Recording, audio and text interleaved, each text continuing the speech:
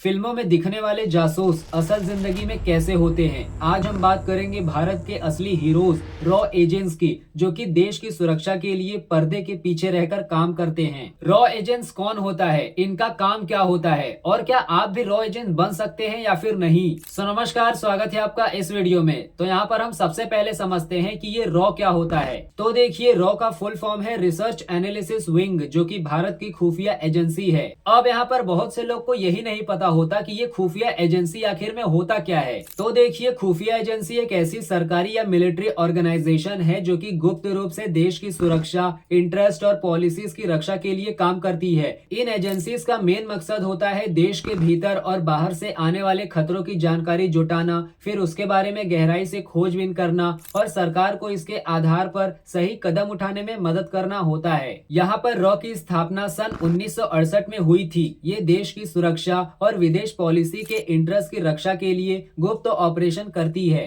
अब यहाँ पर हम समझते हैं कि ये रॉ एजेंट कौन होता है। तो देखिए, ये ऐसे लोग होते हैं जो कि विदेशों में भारत के लिए जासूसी और खुफिया जानकारी जुटाने का काम करते हैं। ये पूरी तरह गुप्त रहते हैं और इनकी पहचान भी गुप्त होती है। एग्जाम्पल के लिए, आप एक ऐसे शख्स हैं जो कि दुश्मन देश में रहकर उनके खतरनाक प्लान्स के बारे में जानकारी इकट्ठा करते हैं ताकि भारत की सुरक्षा तय की जा सके। ठीक इसी तरह अब यहाँ पर रॉ एजेंट्स का काम क्या होता है, इसको समझते हैं। इसमें सबसे पहले आता है दुश्मन देशों की एक्टिविटीज पर नजर रखना और दूसरा आता है विदेशी खुफिया एजेंसियों से जुड़ी जानकारी जुटाना होता है। तीसरा आता है आतंकवादियों और देशद्रोहियों को पकड़ने के लिए ऑपरेशंस करना होता है और चौथा आता है फॉरेन पॉलिसीज पर अफेक्ट डालना होता है। लेकिन कैसे अंजाम देते हैं इन सारे कामों को ये एजेंट्स? तो देखिए, ये अलग अलग देशों में अंडर कवर बनकर काम करते हैं और अपनी फेक पहचान का इस्तेमाल करते हैं। इसके साथ साथ कटिंग एज टेक्नोलॉजी और एनालिसिस का सहारा लेते हैं। एग्जाम्पल के लिए, आप किसी दुश्मन देश में बिजनेस टाइकून बनकर उनके सीक्रेट प्लान्स को समझने की कोशिश करते हैं।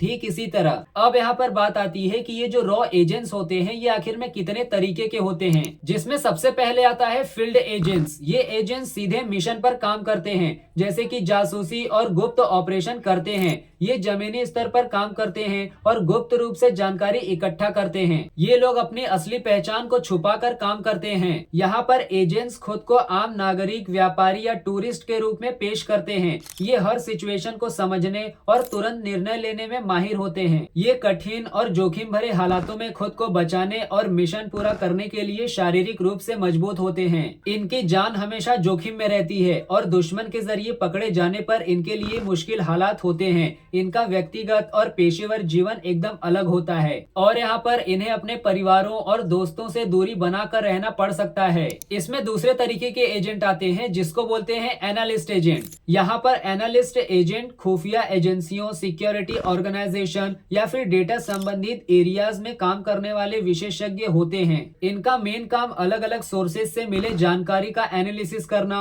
और उसे ऐसा रूप देना जो किसी फैसले या फिर स्ट्रेटेजी बनाने में मदद कर सके। ये सीधे फील्ड ऑपरेशन में शामिल नहीं होते, लेकिन इनके एनालिसिस पर ही मिशन की सफलता डिपेंड करती है। अब यहाँ पर तीसरे तरीके के एजेंट्स आते हैं जिसको बोलते हैं स्पेशल ऑपरेटिव एजेंट्स। ये उन पेशेवर को कहा जाता है जो कि खास मिशनों के लिए बनाए जाते हैं। ये बड़े खतरनाक मिशन पर काम करते हैं, जैसे कि आतंकवादी ठिकानों को खत्म करना। इनका मकसद राष्ट्रीय सुरक्षा, आतंकवाद को रोकना जैसे और भी हाई लेवल खतरे को खत्म करना होता है। इनका काम रेगुलर पुलिस या मिलिट्री कामों से अलग और ज्यादा चुनौतीपूर्ण होता है। ये सेकेंडों में ही सही डिसीजन लेने में माहिर होते हैं। यहाँ पर भारत में कई स्पेशल ऑपरेटिव एजेंट्स है, जिसमें कि सबसे पहले आता है एनएसजी कमांडो, जो कि आतंकवाद के खिलाफ काम करता है। यहाँ पर दूसरा आता है रॉ, ये विदेशी खुफिया एजेंसी जो कि गुप्त मिशनों पर काम करती है। तीसरा आता है गरुड़ कमांडो, ये भारतीय वायुसेना की स्पेशल फोर्सेस यूनिट है। और चौथा आता है मार्कोस कमांडो, ये भारतीय नौसेना के समुद्री कमांडो हैं। पांचवा आता है कोबरा कमांडो, ये नक्सलवाद और जंगल युद्ध के लिए स्पेशल फोर्सेस हैं। इसमें जान का खतरा हमेशा बना रहता है, गुप्त जीवन और परिवार से दूर रहना होता है और लगातार जोखिम और दबाव में काम करना होता है। यहाँ पर चौथा आता है टेक्निकल स्पेशलिस्ट एजेंट। ये एजेंट खुफिया एजेंसियों, सिक्योरिटी ऑर्गेनाइजेशन और हाई लेवल टेक्निकल वर्क में काम करने वाले ऐसे पेशेवर होते हैं जो कि टेक्नोलॉजी के इस्तेमाल से जटिल समस्याओं को हल करते हैं। इनका मेन मकसद टेक्निकल स्किल्स और डिवाइसेस का इस्तेमाल करके डेटा रिपोजिटरी, साइबर सुरक्षा सुरक्षा, निगरानी और खुफिया जानकारी जुटाने जैसे कार्य करना होता है। ये रोल खासकर उन लोगों के लिए होता है जिनके पास टेक्निकल सब्जेक्ट्स में गहराई से ज्ञान हो, जैसे कि कंप्यूटर साइंस, इलेक्ट्रॉनिक्स, नेटवर्क या आर्टिफिशियल इंटेलिजेंस। इनका काम साइबर अटैक्स को रोकने और सेंसिटिव डेटा की सुरक्षा करना होता है।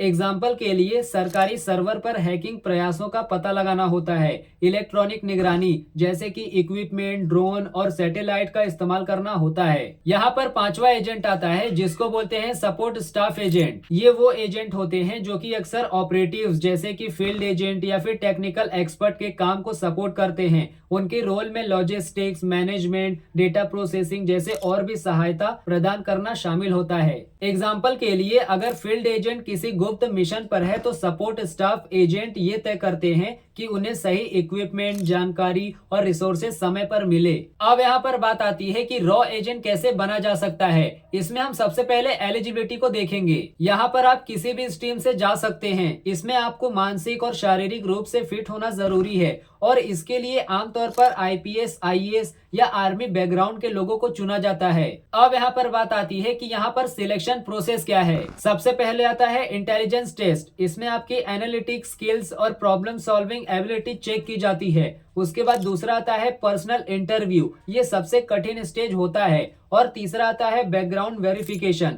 यानी आपकी बैकग्राउंड और कैरेक्टर की जांच की जाती है।